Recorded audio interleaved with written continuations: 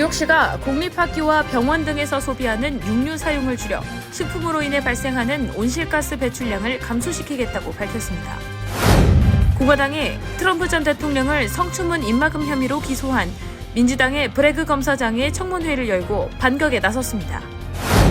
어제 연방수사국 FBI가 뉴욕의 레스토랑에서 대량 학살을 일으킬 것이라고 사람들에게 협박 메시지를 보낸 21세 여성을 체포했습니다. 최근 전 세계적으로 생성형 인공지능 혁신 붐이 있는 가운데 앞으로 미국 일자리의 3분의 2가 자동화에 노출될 것으로 보인다는 분석이 나왔습니다. 어제 뉴욕주 헤브론에서 친구 집을 찾기 위해 나섰다가 실수로 다른 사람 사유지에 들어선 20대 여성이 해당 집주인이 쏜 총에 맞아 사망하는 일이 발생했습니다.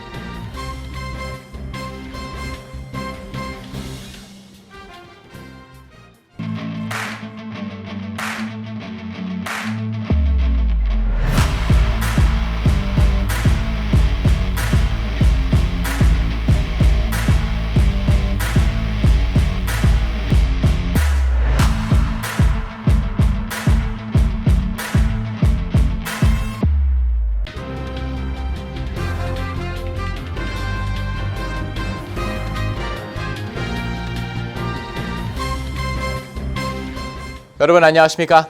KBTV 뉴스9 이창원입니다. 전 세계가 극심한 기후변화를 극복하기 위한 방안 마련에 노력하고 있는 가운데 뉴욕시가 공립학교와 병원 등에서 소비하는 육류 사용을 줄여 식품으로 인해 발생하는 온실가스 배출량을 감소시키겠다고 밝혔습니다. 자세한 소식 전자희 기자의 보도입니다. 뉴욕시가 식품으로부터 발생하는 온실가스 배출량을 앞으로 7년 내에 33% 줄이기 위해 육류 소비를 줄이겠다고 밝혔습니다. 에릭 아담스 시장은 차량과 건물에서 배출되는 온실가스 다음으로 소고기 등 육류를 섭취하는데 온실가스 배출량이 크다고 전하면서 식품의 소비와 생산으로 인해 발생하는 온실가스를 줄여야 할 때라고 강조했습니다. 뉴욕시에 따르면 매년 공립학교 식단, 11개 시립병원, 라이커스 아일랜드 등 수감자들에게 제공하는 식사를 위해 시에서 지출하는 비용은 총 3억 달러이며 이들 식품으로 인한 탄소 배출량이 휘발유 자동차 7만 대 이상에서 배출되는 연간 배기가스만큼 많습니다. 뉴욕시는 빌 드블라지오 전 시장 재임 기간 식품 관련 온실가스 배출량을 2030년까지 25% 줄이겠다는 계획을 발표한 바 있습니다. 뉴욕시는 현재 이보다 더 공격적으로 식품으로 인해 발생하는 온실가스 배출량을 줄여 7년 내에 현 배출량의 33%를 줄이겠다는 계획입니다. 듀크대 경영학 교수 리처드 레릭 박사는 육류 중 소고기를 얻는데 가장 많은 온실가스가 배출된다며 소고기 20g을 섭취하려면 휘발유 1갤런을 태우는 분량의 온실가스가 배출된다고 말했습니다. 프린스턴 대학 에너지 및 환경정책연구센터 티머시 서칭어 박사도 미국인 식단에서 소고기는 전체 칼로리의 3% 비중을 차지하지만 토지 사용 절반 정도가 소고기 생산에 사용되고 있다고 설명하면서 그만큼 쇠고기 소비가 탄소 집약적이기 때문에 환경오염 감소를 위해 전 미국인들이 소고기 소비를 줄이는 것이 바람직하다고 평가했습니다. 존스 홉킨스 블룸버그 공중보건학교 노화 영양학 줄리아 울프슨 부교수는 주로 소고기 생산에 의해 주도되는 동물 기반 식품 생산은 전 세계 온실가스 배출량의 14.5%를 차지하며 미국에서는 육류 소비, 특히 쇠고기 소비가 권장 수준을 지속적으로 초과하고 있다라며 육류 소비를 줄여야 한다고 주장했습니다. 이어서 현재 식습관을 전환하면 식품으로 인한 온실가스 배출량을 최대 55%까지 줄일 수 있다고 전했습니다. 뉴욕시 공립학교에서는 현재 월요일과 금요일에 육류가 없는 채식 위주의 식단이 제공되고 있으며 공립병원의 경우 육류를 원하는 환자의 경우 고기가 제공되지만 기본 옵션은 채식 위주의 요리입니다. KBTV 뉴스 전상입니다. 민주당 소속 브래그 검사장이 트럼프 전 대통령을 성추문 입막음 혐의로 기소한 가운데 이에 대한 반발로 공화당이 청문회를 열고 검사장의 범죄 대응을 놓고 반격에 나섰습니다. 이어서 전상희 기자입니다. 도널드 트럼프 전 대통령이 성추문 입막음 혐의로 전 현직 대통령으로서는 처음 기소된 가운데 공화당 소속 짐 조던 하원 법사위원장이 맨하탄의 브래그 검사장 사무실 인근에서 뉴욕시의 범죄 예방 정책을 검토하는 현장 청문회를 열었습니다. 이달 초 트럼프 전 대통령을 기소한 브래그 검사장이 있는 뉴욕 맨하탄 지검 사무실에서 한 블럭 정도 떨어진 곳에서 공화당은 범죄 피해자 등의 증인들을 불러 민주당 소속 선출직인 브래그 검사장의 범죄 대응 방식을 비판했습니다. 앞서 조던 위원장은 트럼프 수사를 주도했던 마크 포메란츠 전 맨하탄 지검 검사에게 소환장을 발부한 데 이어 브래그 지검장과 맨하탄 지검에 사건에 대한 문서와 증언을 요구한 바 있습니다. 지방 범죄 문제를 주제로 한 이번 현장 방문도 브래그 검사장의 텃밭에서 브래그 검사장에 대한 정치적인 압박을 높이기 위한 것으로 언론은 분석했습니다. 조던 위원장은 이곳 맨하탄에서는 정의의 저울이 정치에 의해 기울어져 있다며 검사장은 정의를 급진적인 정치 의제를 촉진하기 위한 기회로 사용하고 있다고 비판했습니다. 청문회에 대해 척 슈머 상원 원내대표는 서커스라고 규정했고 민주당 소속 제럴드 네들러 법사위 간사는 실제로는 우리 뉴욕 공동체의 안전 요구는 무시하면서 도널드 트럼프를 감싸려는 저 의도를 간파하고 있다고 규탄했습니다. 브래그 검사장 측도 외부 정치인들이 정치쇼를 위해 납세자의 돈을 사용하며 이곳에 나타난 것은 우리 공동체를 안전하게 지키기 위해 헌신하는 뉴욕 경찰과 검찰 등의 뺨을 때리는 격이라고 비판했습니다. KBTV 뉴스 전상입니다. 어제 FBI가 뉴욕의 레스토랑에서 대량 학살을 일으킬 것이라고 사람들에게 협박 메시지를 보낸 21세 여성을 체포했습니다. 여성은 지난 토요일 밤 사람들이 붐비는 저녁 시간대를 노려 범행을 저지르려다 다행히 익명의 제보자에 의해 덜미가 잡혔습니다. 자세한 소식 김영선 기자의 보도입니다. 21세 제일린 모타는 지난 토요일 뉴욕 뉴로첼의 한 유명 레스토랑에 대량 학살을 일으킬 것이라는 협박 문자를 복수의 사람들에게 보낸 혐의로 미 연방수사국에 체포됐습니다. 뉴로첼 경찰은 토요일 저녁 익명의 제보자에게 모타가 오늘은 중요한 운동 경기들이 있기 때문에 레스토랑에 사람이 몰릴 것이다. 난 이 사람들을 총으로 쏴 죽일 것이다 라며 장난이 아니다. 경찰이나 레스토랑에 신고하지 말라는 협박 문자를 보냈다는 신고를 접수했습니다. 그들은 모타가 문자를 보낸 전화번호를 추적해 그녀의 위치를 알아냈고 연방수사국 요원들을 동원해 그녀를 체포했습니다.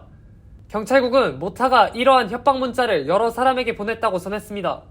그들은 실제로 대량 학살을 일으키려는 의도가 있건 아니건 이를 이용해 사람들을 공포에 떨게 하는 것 자체가 중범죄라며 모타를 협박죄 및 살인미수죄로 입건했습니다. 협박죄 혐의가 인정된 사람은 5년 이하의 징역과 1만 5천 달러 이하의 벌금에 처해지며 살인미수죄는 미수살인의 강도에 따라 최소 5년에서 최대 종신형까지 내려질 수 있는 중죄입니다. 모타가 노린 레스토랑의 이름은 밝혀지지 않았으나 뉴로첼의 르카운트 플라자 내 애플비와 버팔로 와일드윙이 유력한 후보들로 예측됩니다. 한편 지난 3월 27일 일어난 내쉬빌 학교 총기 사건 이후 뉴욕주 학교들 사이에서는 총기를 들고 학교를 찾아가겠다는 사기 압박이 유행하고 있습니다.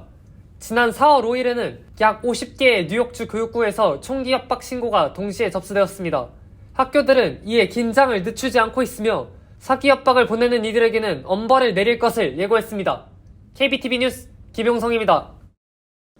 생성형 인공지능 혁신으로 미국 일자리의 3분의 2가 자동화에 노출될 것으로 보인다는 분석이 나왔습니다.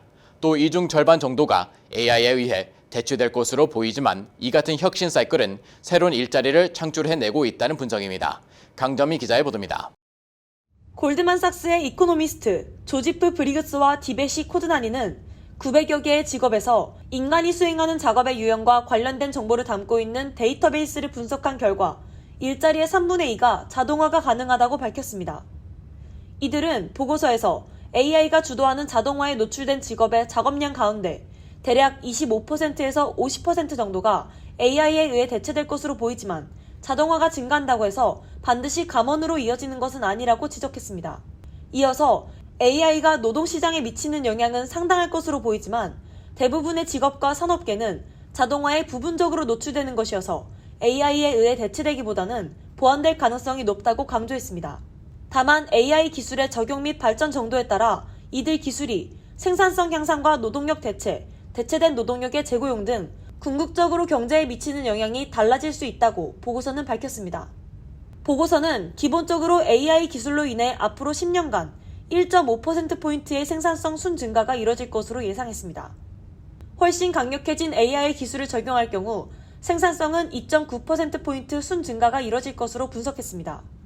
보고서는 역사적으로 자동화 등 기술 진보의 중심인 혁신 사이클은 새로운 일자리를 창출하기도 한다며 정보기술의 부상으로 웹페이지 디자이너와 소프트웨어 개발자, 디지털 마케터와 같은 직업이 생겨났다고 설명했습니다. 또 현재 근로자의 60%가 1940년에 존재하지 않았던 직업에 종사하고 있다는 매사추세츠대 공과대학의 데이비드 오토 경제학 교수 논문을 인용하면서 이 연구 결과가 지난 80년간 고용 성장의 85%가 새 일자리 창출을 주도한 기술 혁신에 의해 이루어졌음을 시사한다고 밝혔습니다. KBTV 뉴스 강정민입니다. 최근 집을 잘못 찾았다가 난데없이 충격을 당하는 사건이 연이어 발생했습니다. 지난주 미소리주의 캔자스시티에서 동생을 찾으러 나섰던 10대 소년이 잘못된 집 주소에 초인종을 눌렸다가 총에 맞는 사건이 발생했는데요. 뉴욕주에서도 친구 집을 잘못 찾은 20대 여성이 집주인이 쏜 총에 맞아 사망했습니다. 자세한 소식 김은지 기자의 보도입니다. 뉴욕주 수사당국은 어제 20세 여성 케이린 길리스가 지난 주말 3명의 지인과 함께 차를 운전하던 중 실수로 다른 사람 사유지로 들어섰다가 집주인이 쏜 총에 맞아 사망했다고 밝혔습니다. 길리스는 헤브론 시골 마을에서 친구 집을 찾으려 했던 것으로 파악됐으며 주소가 잘못된 것을 알고 차를 돌리려는 순간 65세 집주인인 케빈 모나한이 현관으로 나와 총을 2발 쐈고 그중 한 발이 길리스에게 명중했습니다. 워싱턴 카운티 보안관 제프리 머피는 60대 주인 모나한이 총을 발사했을 때 이들은 이미 방향을 돌리려 하고 있었다고 전했습니다. 일행이 911에 전화를 걸어 구조 차량이 도착했을 때 길리스에게 심폐소생술을 시도했지만 끝내 목숨을 잃었습니다. 현재 집주인 모나한은 2급 살인 혐의로 구금된 상태입니다. 카운티 보안관은 기자회견을 통해 친구들과 함께 다른 친구의 집을 찾아 나선 순진한 20세 여성이 무고하게 목숨을 잃었으며 당시 집주인이 위협을 느낄 만한 그 어떠한 이유도 없었다고 밝혔습니다. 이번 총격 사건은 미주리주 캔자스시티에서 남동생을 데려오라는 부모님의 심부름에 나섰던 10대 흑인 소년이 집을 잘못 찾았다가 총에 맞아 사망하는 일이 발생한 지 이틀 만에 발생했습니다. 84세 앤드류 레스터는 지난 13일 미주리주 캔자스시티에 있는 자신의 집 초인종을 누른 16세 랠프 야렉에 2발의 총을 발사해 소년은 머리와 팔을 다친 뒤 병원으로 옮겨져 치료를 받았습니다. 소년은 사건 당일 주소가 115번 테라스인 집에서 형제를 데려오라는 부모의 심부름으로 이 동네를 찾았다가 주소를 잘못 보고 115번 스트리트에 있는 집에 초인종을 눌렀던 것으로 확인됐습니다. 조 바이든 대통령은 소년에게 전화를 걸어 빠른 쾌유를 빌었고 카말라 해리스 부통령도 트위터를 통해 남편과 함께 소년과 소년의 가족을 위해 기도하고 있다며 어떤 아이도 초인종을 잘못 눌렀다는 이유로 총에 맞을지도 모른다는 두려움에 떨며 살아서는 안 된다고 강조했습니다. KBTV 뉴스 김은지입니다. 뉴욕타임즈는 인플레이션 감축법 세부 지침에 따라 보조금을 받게 된 차종이 모두 미국 브랜드들로 발표되면서 중국을 공급망에서 배제하기 위한 미국의 규제 강화로 당분간 해외 자동차 제조사들의 고전이 예상된다고 보도했습니다. 월스트리트저널은 전기차 세제 혜택을 받고 싶으면 이제 미국 브랜드를 사야 할 것이라고 평하기도 했습니다. 이번에 발표된 미 정부 명단에 따르면 최대 $7,500의 보조금을 받을 수 있는 전기차 차종은 기존 25종에서 16개 종으로 줄어들었으며 GM의 새로운 전기차 모델 중 대다수가 $7,500의 보조금을 받을 수 있게 됐습니다. 테슬라의 모델 3와 모델 Y도 수혜 대상이며 포드의 머스탱, 마하 2 등 6개 차종이 보조금을 받게 됐습니다. 뉴욕 포스트는 시 특별수사국이 발표한 2022년 연례 보고서를 인용해 지난해 교사들의 부적절 행위가 9,813건이 접수됐다고 보도했습니다. 이는 전년도에 비해 60% 증가한 수치이며 이전 역대 최다 기록인 2019년 9,638건을 넘어선 수치입니다. 보고서에 따르면 최소 263개 학교 직원들이 위법 행위를 하거나 교내 규정을 어긴 것으로 나타났으며 이 중 40건은 성적 비행과 관련된 것으로 나타났습니다. 하지만 이 중 단 17건만 검찰에 회부됐고 법원까지 간 사건은 단 4건에 그쳤습니다. 이는 성폭행, 성희롱 피해 학생이 수사에 협조하지 않거나 피해 학생의 부모가 경찰에 자녀와 면담하는 것을 막기 때문에 형사사건이 종종 무산된다고 뉴욕포스트는 전했습니다. 법률 지원단체인 전국소비자 법센터는 비싼 임대 비용 뒤에는 입주 신청비, 연체료, 펫 수수료, 행정 처리비, 편의 수수료 등 숨겨진 다양한 수수료가 있다고 지적했습니다. 임대 신청자의 크레딧 확인 명목으로 일부 건물주는 $350에서 $400의 수수료를 물리고 있습니다. 업계에 따르면 통상 크레딧 조회 비용은 $25에서 $40 수준입니다. 행정 처리비도 월 $12에서 $25가 임대료에 청구되고 있으며 소득이나 크레딧 점수가 낮다는 이유로 고위험 수수료도 부과하는 경우도 있었습니다. 일부에서는 월 임대료를 온라인으로 낼 경우 편의 수수료를 부담하게 하고 있습니다. 이 외에도 단체는 실제보다 높게 책정된 유틸리티 비용도 문제라고 목소리를 높였습니다. 뉴저지주가 가정과 사업체에 공급되는 수돗물 안에 포함되어 있는 영원한 화학물질로 불리는 PFAS 제거에 나섰습니다. 연방환경보호청에 따르면 PFAS는 1940년대부터 산업 생산과 소비자 용품 제조에 사용된 화학물질로 수천 가지 종류가 있는데 미국에서는 그중 일부가 장기간에 걸쳐 광범위하게 사용됐습니다.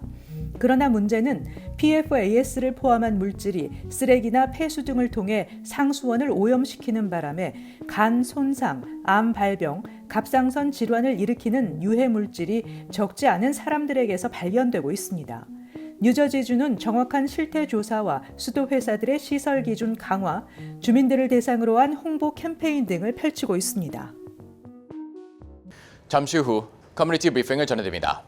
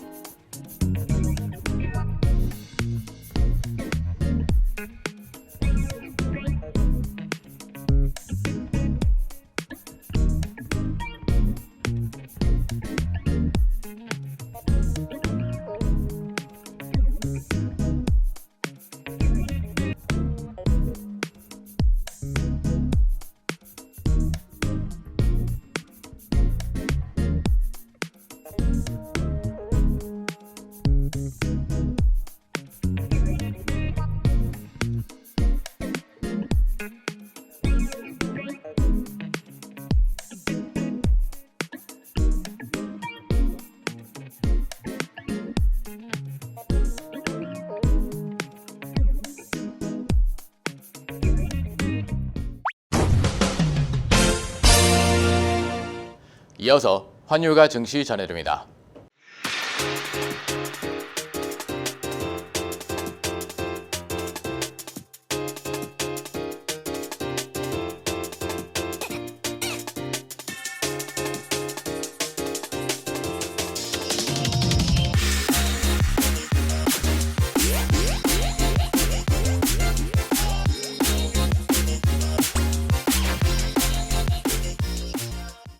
잠시 후 뉴욕과 뉴저지 날씨 전해드립니다.